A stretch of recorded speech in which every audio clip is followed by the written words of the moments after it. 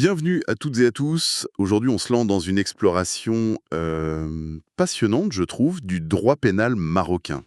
Oui, un système juridique vraiment, comment dire, à la croisée des chemins. On a l'histoire islamique, les coutumes, l'influence européenne et tout ça qui continue d'évoluer. Exactement.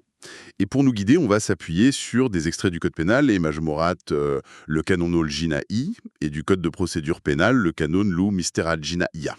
Voilà, l'idée, c'est pas de faire un cours magistral, hein, mais plutôt de décrypter ensemble comment ça fonctionne, la logique derrière tout ça. C'est ça. On va essayer de voir comment on classe une infraction, quelles sont les sanctions possibles, qui est responsable, qui ne l'est pas, Mhm. et puis les grandes étapes d'une procédure. Et surtout voir que c'est pas un bloc figé, quoi. Ça a beaucoup bougé. Ah oui, ça a énormément évolué. Bon, on y va en... Allons-y. Alors, pour commencer, un petit retour en arrière s'impose, non?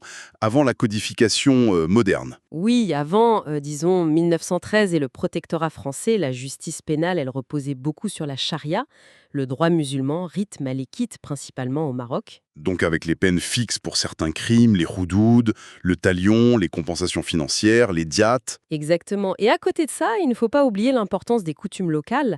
Al-urf, al-adat, Ah oui, l'ORF. ça jouait un rôle aussi.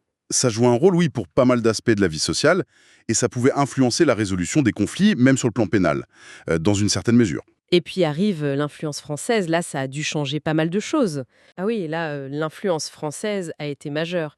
La structure, les concepts, beaucoup viennent de là.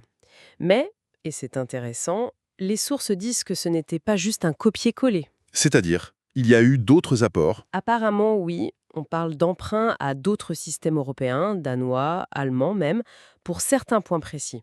Donc une volonté de construire quelque chose d'adapté. Et cette construction, elle continue après l'indépendance.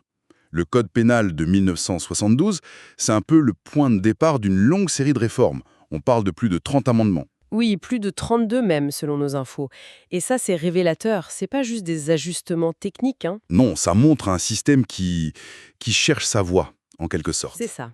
Entre l'héritage, la nécessité de moderniser, et puis de plus en plus l'alignement sur les normes internationaux, les droits humains notamment. On pense à la protection des mineurs, la lutte contre les violences faites aux femmes. Ça a beaucoup bougé là-dessus. Tout à fait.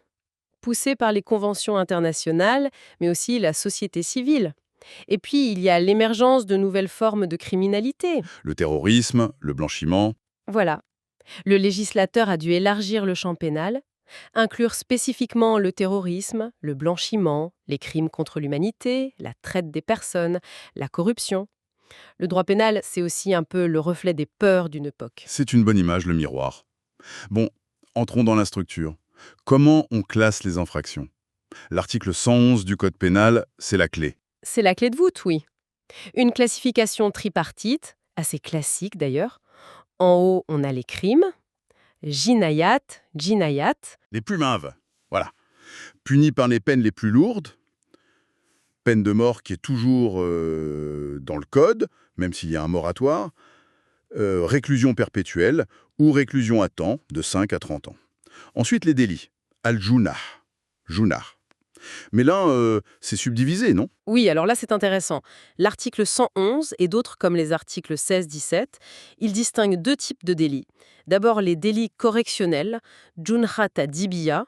Junaha ta'dibiya. Ok. Et ça, c'est puni comment? Emprisonnement jusqu'à 5 ans maximum et ou une amende supérieure à 1200 dirhams. Et puis, il y a les délits de police, junha daptiya. Moins grave, j'imagine. Oui, moins grave. Emprisonnement de 2 ans maximum et ou une amende entre 200 et 1200 dirhams. Et cette distinction correctionnelle-police, elle a une importance pratique au-delà de la peine? Ah oui, elle est fondamentale pour la procédure. Ça détermine le tribunal compétent, certaines règles de procédure, la possibilité d'une instruction préparatoire. Un délit correctionnel, potentiellement, ça ouvre à plus d'investigations. D'accord, ça marche. Et tout en bas de l'échelle, on a quoi? Les contraventions, Mukhailafat, article 18, article 111, c'est le moins grave. Détention de moins d'un mois et tout, une amende entre 30 et 1200 dirhams. Voilà, cette hiérarchie crime, délit, contravention, c'est vraiment le squelette. Ok, parlons les sanctions maintenant. Il n'y a pas que la prison et l'amende. L'article 14 parle de peines principales et accessoires, exactement. Les peines principales, asliya, asliya, c'est celles qui définissent l'infraction. Mort, réclusion, emprisonnement, amende. Elles peuvent être prononcées seules. Et les accessoires, idafia, Idafia. elles viennent en plus. Le juge peut ou parfois doit les ajouter. Et on trouve quoi comme peines accessoires? Les textes donnent des exemples? Oui, article 36 et suivant. Il y a l'interdiction légale, al-hajr al-qanouni, qui prive de certains droits civils de gérer ses biens. Ah oui. La dégradation civique, التجريد من الحقوق الوطنية, perte du droit de vote, d'éligibilité, la dissolution d'une personne morale, si c'est une entreprise par exemple, et bien sûr la confiscation, al-musadara, des biens liés à l'infraction. Article 43 et suivant. Ça vise à empêcher la récidive ou à marquer le coup socialement, en gros. C'est ça. Et puis il y a une autre catégorie. Pas des peines, mais des mesures de sûreté. التدابير وقائية. Leur but, c'est quoi alors? Pas punir? Non, leur logique est préventive, protéger la société d'une personne jugée dangereuse ou éviter de nouvelles infractions. Article 61 et suivant. Et ça prend quelle forme? Ça peut être personnel, obligé à résider quelque part, interdire de séjourner dans un lieu. Ou même, pour des questions de santé mentale, un placement judiciaire en établissement thérapeutique. Article 76. Et sur les biens, Oui, mesures réelles, confisquer des objets dangereux, article 89, ou fermer un établissement qui a servi à l'infraction, article 90. ok.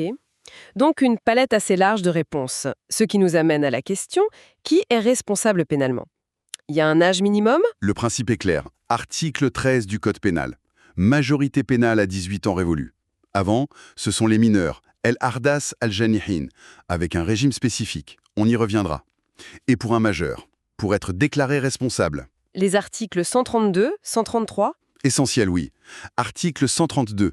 Il faut être sain d'esprit, capable de discernement. Salim el-aql, qadir al-tamiz. Au moment des faits, bien sûr. Et l'intention. Article 133. Pour les crimes et des délits, il faut l'intention. Sauf si la loi dit le contraire, comme pour un homicide involontaire par exemple. Il faut avoir voulu commettre l'acte interdit.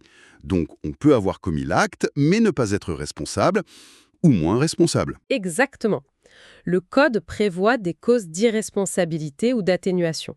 La plus connue, c'est le trouble mental, khalal al-aqli, qui abolit totalement le discernement. Et là, que se passe-t-il? Pas de peine. Pas de peine. Déclaration d'irresponsabilité. Mais attention, le juge peut ordonner un placement en établissement psychiatrique si la personne est dangereuse.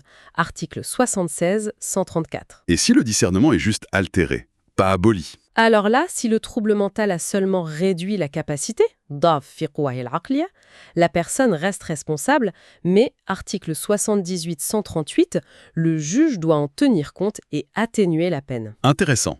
Et l'article 124 mentionne d'autres cas. La contrainte, l'ordre de la loi. Oui, ça, ce sont des faits justificatifs. Ça supprime l'infraction elle-même. Si on agit sous une contrainte irrésistible, al-quwa al-qahira ou istihala maddiya, on n'est pas punissable. Pareil si on agit sous ordre de la loi ou de l'autorité légitime. Un policier qui utilise la force légalement, par exemple. On voit qu'il y a une prise en compte des circonstances, de la personne. Ça se retrouve dans la fixation de la peine. Exact, l'individualisation. Ah oui, c'est un principe clé. Article 141. Le juge a un pouvoir d'appréciation, sulta tardiria. C'est-à-dire? Entre le minimum et le maximum que la loi prévoit pour l'infraction, il choisit la peine la plus juste. Il regarde la gravité de l'acte, bien sûr, mais aussi la personnalité de l'auteur, son passé, ses motivations. Mais ce pouvoir, il n'est pas total, si... L'article 142, Non, il est encadré. Le juge doit appliquer ce que la loi appelle les excuses légales. Al-razar al-qanouni al-mukhaffada. Ça réduit obligatoirement la peine dans certains cas prévus. Et à l'inverse, il doit appliquer les circonstances aggravantes. Al-dhuruf al-mushaddada. qui augmente la peine. Voilà. Obligation d'augmenter la peine ou d'aller au maximum légal. Des exemples de circonstances aggravantes. Oh oui, il y en a pas mal. Article 154 et suivant. La plus connue, la récidive. Al-aoud. Commettre une nouvelle infraction après une condamnation. Et pour les crimes contre les personnes, la préméditation, sapré l'israr, le fait de planifier. Ou le guet-apens, at-tarassoud, attendre sa victime. Ce sont des classiques. L'individualisation, c'est donc cet équilibre, appréciation du juge, mais dans un cadre légal strict. Bien compris. On a vu le fond du droit. Infraction, peine, responsabilité. Maintenant, comment ça se passe en pratique? La procédure pénale, le CPP. Quels sont les grands principes? Le CPP marocain, surtout après les réformes, il met en avant des principes forts. L'article 1er, c'est la base. Présomption d'innocence. Toute personne est innocente jusqu'à preuve légale du contraire par un jugement définitif. Et le procès équitable? Oui, muhakama adila. L'introduction du code insiste là-dessus. Ça recouvre plein de garanties pour la personne poursuivie. Et qui sont les acteurs principaux sur le terrain? Alors, d'abord, il y a la police judiciaire, Ash-Shurta al-Qada'iyya, article 18 du CPP. Rôle crucial. Constater les infractions, chercher les preuves, trouver les auteurs. Ce sont les policiers, les gendarmes. Oui, Sûreté nationale, Gendarmerie royale et d'autres fonctionnaires spécifiques. Article 20, Ils travaillent sous le contrôle du ministère public. le ministère public, An-Niyaba al-Am, le parquet quoi. Exactement. Le procureur du roi, ou Akel Malik, en première instance, le procureur général du roi, El Okil Allam Lil Malik, en appel, c'est lui qui représente la société. Et il fait quoi concrètement? Il reçoit les plaintes, dirige la police judiciaire, article 16, et surtout il décide s'il faut poursuivre ou pas. C'est lui qui déclenche l'action publique, article 36-49. C'est un rôle clé. Et pour les affaires plus lourdes, il y a le juge d'instruction, Candid Tahqiq. Oui, son rôle c'est d'instruire à charge et à décharge, chercher tous les éléments favorables ou défavorables. C'est l'instruction préparatoire, tahqiq l'I'dadi. C'est obligatoire, cette instruction? Obligatoire pour les crimes les plus graves. Peine de mort, perpétuité ou 30 ans de réclusion. Facultative pour les autres crimes et certains délits complexes. Article 83. Ok. Alors, déroulons une affaire type. Ça commence souvent par une enquête de police, non? Oui, l'enquête préliminaire, El Bahth Tamehedi. menée par la police judiciaire, soit d'elle-même, soit sur ordre du ministère public. Article 78. Et c'est là qu'intervient une mesure sensible, La garde à vue. al-Hiras al-Nadariya. Exactement. Privation de liberté avant jugement. Donc, très encadré. Comment? Durée, droit. Alors, la durée normale, c'est 48 heures. Renouvelable une fois, 24 heures de plus. Mais attention, prolongation sur autorisation écrite et motivée du procureur. Article 66. On entend parfois parler de durée plus longue. Oui, pour certaines infractions graves. Atteinte à la sûreté de l'État, 76 heures, renouvelable une fois. Donc 8 jours max. Terrorisme, 76 heures, renouvelable 2 fois. Là, on peut aller jusqu'à 12 jours. Article 80. Chaque prolongation doit être autorisée. Et pendant ce temps, la personne a des droits. Ah oui, et c'est crucial. L'intro du CPP insiste sur leur renforcement. Dès le début, information des faits reprochés, dans une langue comprise, droit de garder le silence, de prévenir la famille, d'avoir un avocat, d'être examiné par un médecin, voire, sauf exception, notamment pour le terrorisme où l'accès peut être retardé. Article 66. Bon, imaginons que l'enquête ou l'instruction révèle des charges sérieuses. Après, S'il y a eu instruction, le juge d'instruction rend une ordonnance, soit non-lieu si c'est pas assez solide, soit renvoi devant le tribunal compétent. C'est aussi pendant l'instruction qu'on peut décider de la détention préventive. L'etika lastiyate, la prison avant le jugement, ça doit être exceptionnel, ça, hein? ça doit l'être. Les textes insistent là-dessus. C'est l'ultime recours, quand le contrôle judiciaire ne suffit pas, pour conserver les preuves, éviter les pressions, garantir que la personne se présente au procès. Un contrôle judiciaire, c'est l'alternative au caissement. Al-muraqaba al-qada'iyya. Oui, Une série d'obligations. Pointer au commissariat, ne pas quitter une zone, moins privatif de liberté. Article 159 et suivant. Le CPP a voulu renforcer cette alternative. Et puis, le jugement. L'audience. Quels sont les principes? Principe de publicité. L'audience est publique. Sauf exception, huis clos pour protéger l'ordre public, les mœurs ou dans les affaires de mineurs. Et les droits de la défense, pleinement garantis. L'accusé peut parler, interroger les témoins, avoir son avocat. Et très important, la décision de condamnation doit être motivée. Les juges doivent expliquer pourquoi ils condamnent. Et si on n'est pas d'accord avec le jugement, il y a des voies de recours. L'opposition, à ta'arad, si on a été jugé par défaut. L'appel al-istinaf, c'est le plus courant. Ça permet de tout refaire juger, fait et droit, par la cour d'appel. et après l'appel. Il consacre tout un livre, livre 3, article 462 et suivant. L'approche est différente, priorité aux mesures de protection, de rééducation, d'éducation. Il y a des juges spécialisés. Oui, le juge des mineurs, Qadi al-Ahdath, en première instance. et la Chambre des mineurs à la Cour d'appel. Et ces mesures éducatives, c'est quoi concrètement? L'article 471 en liste plusieurs. Ça va de la simple admonestation, un avertissement, à la remise aux parents avec suivi, la liberté surveillée avec un délégué. Ou le placement? Oui, placement dans une institution, un internat adapté. L'incarcération, surtout pour les plus jeunes, c'est vraiment le dernier recours. Mais c'est possible quand même. Oui, pour les 12-18 ans, si les mesures éducatives sont insuffisantes ou si les faits sont très graves, l'article 482 permet des peines pénales. Mais, et c'est essentiel, elles sont obligatoirement atténuées par rapport à celles d'un majeur pour les mêmes faits. On reconnaît leur moindre maturité. Ok. Deux sujets qui ont beaucoup fait évoluer le droit pénal. Terrorisme et blanchiment. Comment le droit marocain gère ça? Face au terrorisme, oui, le code pénal a été complété. Article 218.1 et suivant. La définition de l'acte terroriste est large. Attentat, mais aussi appartenance à un groupe, recrutement, entraînement, financement, apologie. Et le blanchiment? Ras el Mouel. Pareil. Incrimination spécifique. Article 574.1, 574.2. C'est le fait de cacher l'origine criminelle de l'argent. Et c'est lié à plein d'infractions graves. Il est conséquences. Peine plus lourde Oui, généralement. et des procédures spéciales, on l'a vu. Garde à vue plus longue, techniques d'enquête particulières comme les infiltrations, les écoutes. C'est l'adaptation du droit à des menaces jugées prioritaires. Un dernier point technique mais important, l'extradition. Taslim El-Moujrimine. Comment ça marche quand un autre pays demande quelqu'un au Maroc? C'est détaillé dans le CPP, article 718 et suivant. C'est quand le Maroc accepte de remettre un étranger qui est sur son sol à un autre État qui le réclame, soit pour le juger, soit pour lui faire exécuter une peine. Mais il y a des conditions, j'imagine. On n'extrade pas comme ça. Ah non, c'est très strict. D'abord, le Maroc n'extrade pas ses propres citoyens. Ensuite, principe de double incrimination. Les faits doivent être punissables dans les deux pays. Et une fois extradé, principe de spécialité. Article 721. La personne ne peut être jugée que pour les faits qui ont motivé l'extradition, pas pour autre chose. La procédure est complexe. Elle implique la justice, mais aussi le gouvernement via la diplomatie. Article 726, 727. Bon, si on essaye de synthétiser un peu tout ça, quelle image on retient de ce droit pénal marocain? Ce qui frappe, je trouve, c'est ce mélange permanent.